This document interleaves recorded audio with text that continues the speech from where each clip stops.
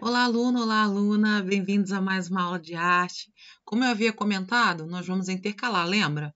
A aula passada foi uma videoaula preparada no PowerPoint e hoje nós estamos aqui gravando o caderno digital, tá? Fazendo essa aula com base no caderno digital diretamente, certo? Nós falamos sobre a leitura da obra de arte, como que a gente faz isso, quais são as ferramentas. Nós falamos na aula passada sobre gêneros artísticos, né? Nós vimos os mais comuns, que é a primeira ferramenta que a gente ganhou. E hoje nós vamos falar sobre os elementos formais nas artes visuais. Tá? São outras ferramentas aí que a gente vai poder se utilizar para que futuramente nós consigamos ler juntos uma obra. Então, nós vamos falar sobre a cor, sobre linhas, sobre formas e ponto, certo? Vamos lá, então, começar aqui? Falar sobre cor e seus significados. Ó, as cores estão presentes em tudo, tá? Mas nós não conseguimos enxergar as cores se não tiver a luz. A gente entende isso, na verdade, de uma forma prática. Se nós estivermos num breu total, nós não enxergamos absolutamente nada, nós não vemos cores, a cor é preta, nós não vemos nada. Mas com a luz é possível, sim, enxergar as cores. Então, eu posso afirmar aqui, se não houver luz, não há percepção de cor, certo? Então, o estudo da cor, falando sobre sua origem, ela é classificada em dois grupos. A cor obtida por meio da luz, que é o que a física estuda, né? E a cor obtida pelo pigmento, estudada pela química, tá bom? Isso a gente pode comentar também lá no chat, alguma coisa sobre isso aí, tá? Sobre o físico que descobriu que a luz é a soma de todas as cores e por um objeto, ela reflete todas as cores. A luz é projetada no objeto e reflete todas as cores. A gente pode falar um pouquinho mais sobre isso, tá? Então, as cores apresentam uma classificação, que a gente vai ver aqui agora. As cores primárias, as cores secundárias, as cores quentes e as cores frias, tá? Então, as cores primárias são formadas por três cores: azul índigo, vermelho e o amarelo, tá? Elas também são chamadas de cores puras. Então, as cores secundárias, elas vêm a partir das cores primárias. Em algum momento da tua vida, você já deve ter ouvido falar sobre isso. A mistura, por exemplo, do azul com o amarelo forma o quê? O verde. A mistura do amarelo com o vermelho forma o laranja. A mistura do azul com o vermelho forma o roxo, certo? Então, as cores secundárias, elas nascem das cores primárias, tá? E as cores quentes são aquelas em que predominam todos os tons de vermelho e amarelo. Então, toda a paleta de cores, né, do vermelho, toda a paleta da tonalidade de vermelho até chegar ao amarelo faz parte das cores quentes, tá? O nome já diz, né? Dá uma sensação de calor, de quentura, de ensolarado, né? E por isso esse nome. As cores frias são aquelas em que, na sua composição, predominam o azul e o verde. Realmente dá uma sensação mais de frieza, de coisa gelada, né? Diferente do amarelo, do vermelho, né? Vemos as cores complementares. São duas cores que estão em lado opostos no círculo cromático. Por exemplo, você está vendo esse círculo aqui, não está? Existe esse círculo de cores. Então, as cores complementares, elas estão opostas, mas elas se complementam, elas se combinam, certo? Mesmo estando, por exemplo, poderia dizer o verde e o laranja. São cores que estão opostas no círculo cromático, mas elas se complementam, elas combinam, certo? Vamos lá. Deixa eu subir aqui um pouquinho. Além das cores quentes, frias, há ainda as cores neutras, que são o branco, o preto e o cinza. São cores neutras, certo? Se você vê, por exemplo, uma obra em que tem ali a predominância de um azul, que é uma cor fria, com alguns detalhes em brancos, Na verdade, a gente pode dizer que aquela obra é monocromática, porque a cor branca ela entra ali como neutra, tá bom? Ou uma obra que seja amarela, uma cor quente, mas que tenha alguns contornos pretos. A gente pode dizer que ela é monocromática, que ela apresenta uma cor só por quê? Porque o preto é uma cor neutra, tá bom?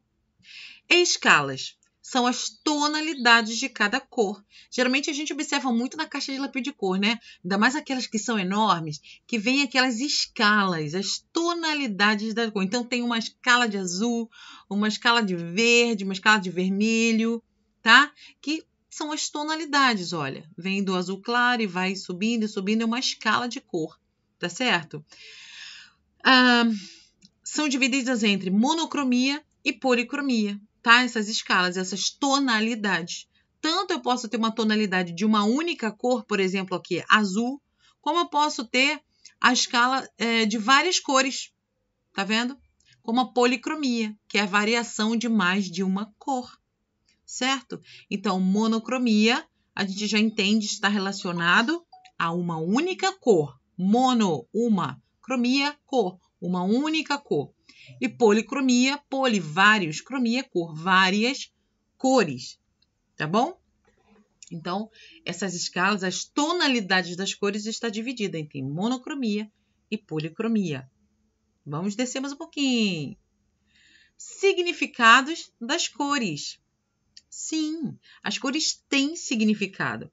As cores têm inúmeros significados, tanto positivos quanto negativos, associados a algo material e a algo abstrato, que está relacionado a emoções, tá? Então, a gente vai ver agora aqui, a partir de agora, algumas cores.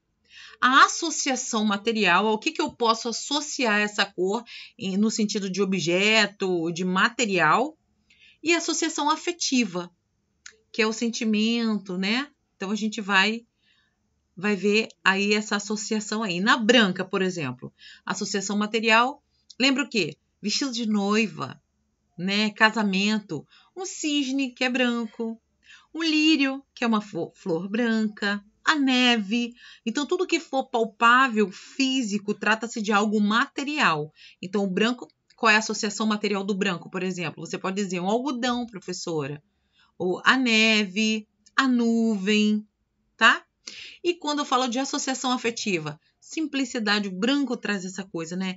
Essa singeleza, uma simplicidade, limpeza, algo branco é algo limpinho, a paz, não é? A pureza, o otimismo, a divindade. Então, essa é a associação afetiva. Eu estou falando sobre algo que eu não toco, que eu não vejo, mas que a cor branca em si passa isso pra gente, né? Essa é algo puro, limpo, que traz paz, certo? O preto, associação material, sujeira, né? De sujeira literalmente mesmo, sujeira, coisa suja, preta, sombra, morte, fumaça, noite, carvão. Associação afetiva, mal, dor, negação, pessimismo, tristeza, opressão, angústia. Gente, lembra que nós analisamos uma obra de Pablo Picasso? Estão lembrados disso? Em que o quadro predominava que cor? O preto. A cor branca estava entrando como uma cor complementar, mas a obra ela era preta. E qual é a associação afetiva? Dor. Nós vimos que estava se tratando de o quê? De um episódio triste que aconteceu, uma guerra na Espanha. Então, estava tratando de dor, de morte. Tá vendo como a cor influencia? Quando a gente compreende o significado da cor, a gente dá um grande passo na compreensão da obra também. Viu aí? Olha que ferramenta boa aí para a gente analisar uma obra, hein? O cinza, a associação material, o pó, que é cinza, não é? A chuva, a gente se associa a dias de chuva, o céu cinza, os ratos, o cimento, a neblina. E a associação afetiva? Ai, o tédio, a tristeza, a decadência, a velhice, o grisalho, né, do cabelo, o passado. Então, são associações afetivas do cinza.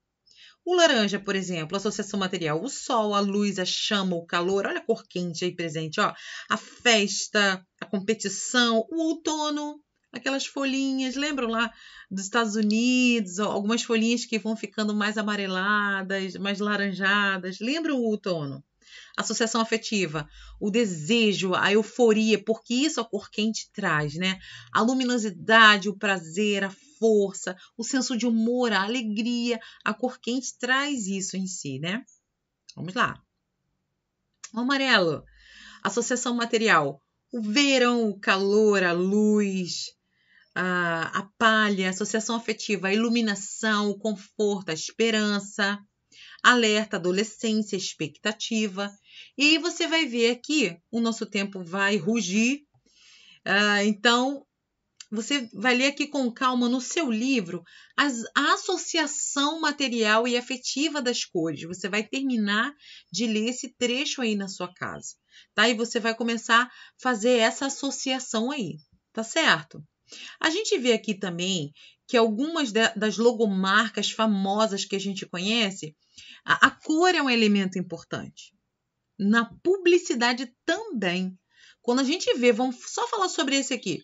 Quando a gente vê esse McDonald's lidando com o vermelho, lidando com o amarelo, ou seja, duas cores quentíssimas.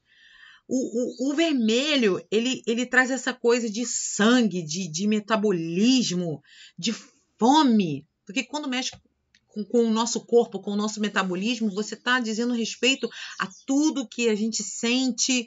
Então, a fome, né, trata-se também do metabolismo e o vermelho traz isso, tá? Então, muitas das vezes, as cores, elas são aplicadas ali nas logomarcas com propósito.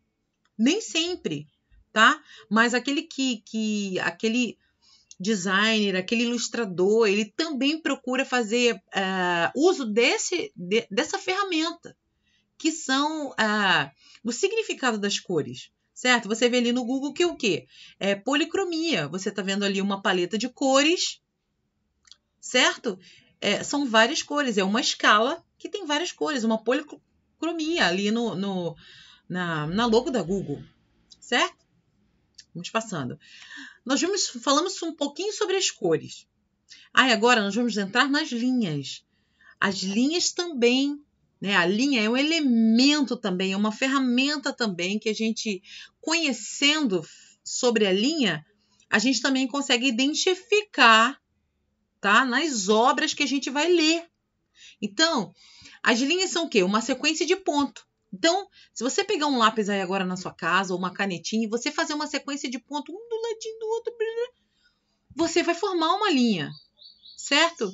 E aí essa linha, ela vai definir um ritmo, ela vai comunicar sentimentos e sensações. Olha que interessante. Tudo depende de como o artista faz a projeção da linha, tá? Então, a linha, você tá vendo aqui vários exemplos, olha. A linha, ela pode ser grossa, ela pode ser fina. Qual posição? Ela pode ser reta, pode ser inclinada na vertical, na horizontal, pontilhada, tracejada, tracejo e ponto, certo? Ondulada. Geralmente essa linha ondulada nos dá a sensação de quê, gente? De movimento, tá? A curva também nos dá a sensação de quê? Movimento. Nós temos a linha quebrada, aquela linha, né, que vai para ali, vem para cá e desce e volta e vai, ela vai se quebrando, né? Nós temos a linha mista. Como assim, professora, linha mista? Você está vendo aqui, por exemplo, uma linha inclinada. Você está vendo nesse outro ponto aqui uma linha curva, outra linha curva, uma linha inclinada, tá vendo? Então, a linha mista é aquela que você consegue identificar alguns tipos de linha, certo? Então, você está vendo aqui agora uma obra aqui embaixo, é bem famosa, é de Van Gogh, A Noite Estrelada. A pincelada de Van Gogh eram traços, eram linhas, porque quando a gente pensa em linha, parece até que só dá para fazer de quê? De lápis de cor, de canetinha, de caneta, mas não, tá? Nós estamos falando também sobre pincel aqui. Nesse caso de Van Gogh, ele dava pinceladinhas, né? E ele, olha só como é interessante, como olhando essa obra aqui, a gente nos faz lembrar dessa linha aqui tracejada. Não é verdade? Não lembra? E você consegue identificar várias linhas, ó, linhas onduladas, tá vendo? Você consegue identificar linhas quebradas aqui, ó. Ó, olha os montes ali. E essa questão aqui, dessa linha tracejada, você nota que ele está fazendo uma linha curva. Tá vendo? E a linha curva, ela dá essa sensação de movimento. Então, quando você olha uma obra dessa, parece mesmo que está ventando, né? A noite está em movimento.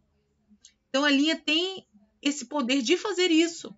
Então, aqui está um pouquinho da biografia de Van Gogh, vale a pena você ler, conhecer um pouquinho.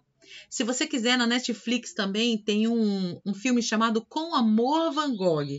Esse filme é maravilhoso, geralmente eu passo para os meus alunos em sala. E lá você vai ver uma animação, tá? Um filme de animação feito com as telas de Van Gogh, com as pinceladas de Van Gogh. Gente, é sensacional. Com Amor, Van Gogh na Netflix, tá? Então, nós falamos sobre cor, nós falamos sobre linha, né? Vários tipos de linha.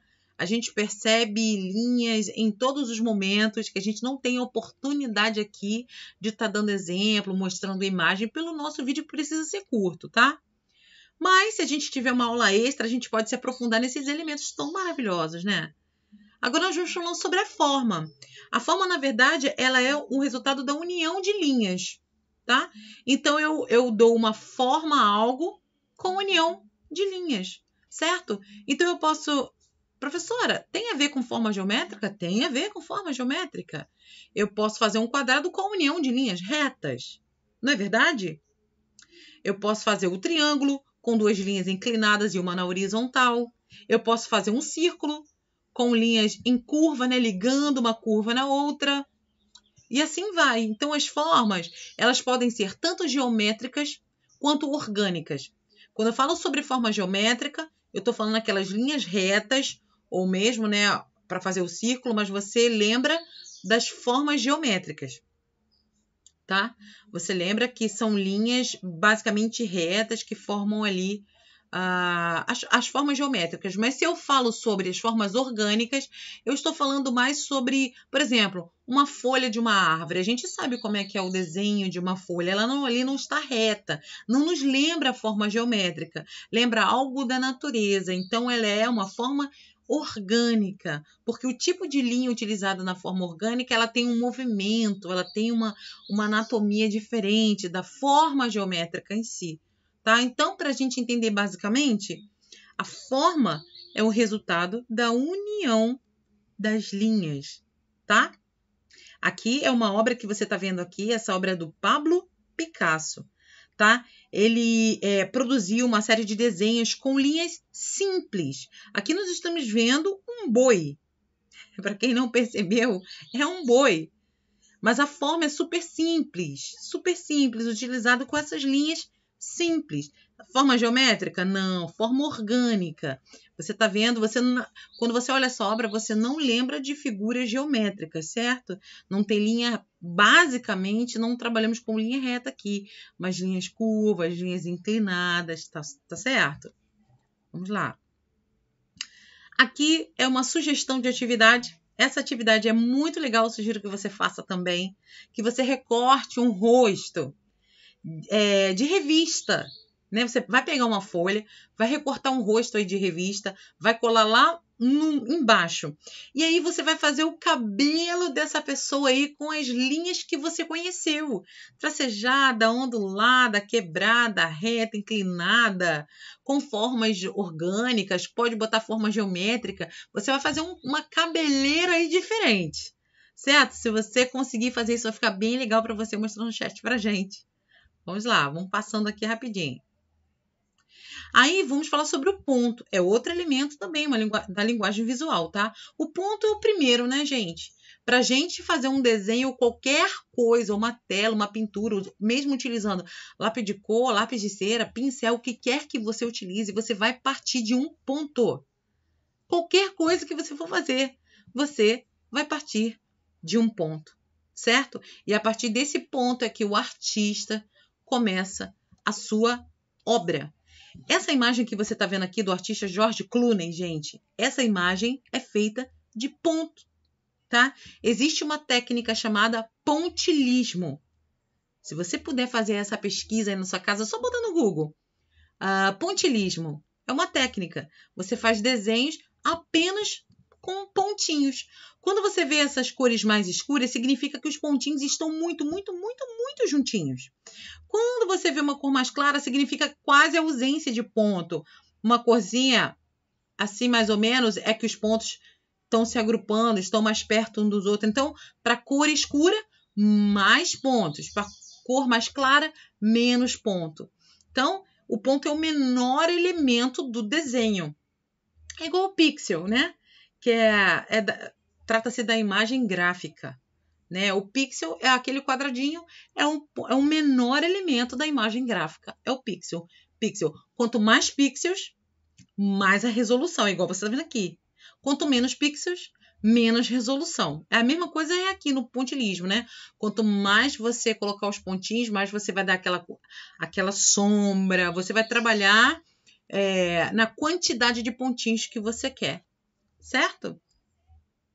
Deixa eu ver aqui. Acho que a gente aqui, então, acabou, tá, gente? Deixa eu dar uma conferida aqui. A gente sempre precisa correr tanto, né? Deixa eu ver aqui. Tá, aí aqui tá falando, tá vendo? Sobre as formas geométricas, olha. Né? Sobre as formas geométricas. Aqui, você tá vendo aqui uma obra de Tarsila do Amaral, tá? Que as obras dela, você reconhece muitos elementos desses que a gente acabou de dizer. A gente reconhece vários tipos de linha. A gente reconhece formas geométricas, formas orgânicas. Olha, tá vendo essa folha? Não é forma geométrica, é forma orgânica. Olha essa folha de bananeira. Forma orgânica, lembra o elemento da natureza. Tem uma forma mais anatômica, não é reto, tá vendo? Já as casinhas, nós observamos o quê? Formas geométricas. Olha essa ponte. Olha essa ponte aqui, ó. Linha quebrada. Tá vendo? Aí a base da ponte aqui, ó. Opa, linha curva. E assim, nessa obra de Tarsila do Amaral, a gente consegue identificar vários elementos que a gente acabou de estudar aqui. Certo, gente? Eu espero que vocês tenham gostado. Nós vamos nos aprofundar um pouquinho mais no chat. Até lá!